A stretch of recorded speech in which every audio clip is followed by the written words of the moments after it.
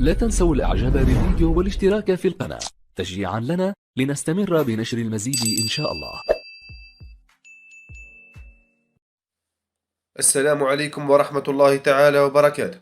مرحبا بكم في فيديو جديد على قناتنا، والرجاء الاشتراك في القناة ليصلكم كل ما هو جديد حول أخبار المحترفين الجزائريين في جميع الدوريات العربية والأوروبية. والآن مع وصف الفيديو، حيث يقود الدولي الجزائري رياض محرز فريقه مانشستر سيتي في مواجهة قوية ضد نادي مانشستر يونايتد لحساب الدوري الإنجليزي الممتاز، حيث يسعى الدولي الجزائري المتألق في الآونة الأخيرة لإثبات نفسه في هذه المواجهة لكسب ثقة أكبر من مدربه بيب غوارديولا للعب أساسيا إن شاء الله في المباريات القادمة، وخاصة مباراة الشامبيونز ليج، كما يحتمل مشاهدة محرز أساسيا في هذه المباراة.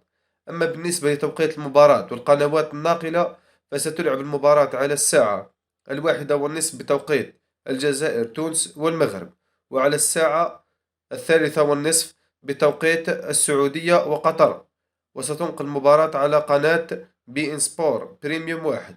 وبالتوفيق إن شاء الله لنجمنا الجزائري في هذه المباراة. وفي الأخير، الرجاء الاشتراك في القناة ليصلكم كل جديد أخبار محترفين لحظة بلحظة، وشكرا.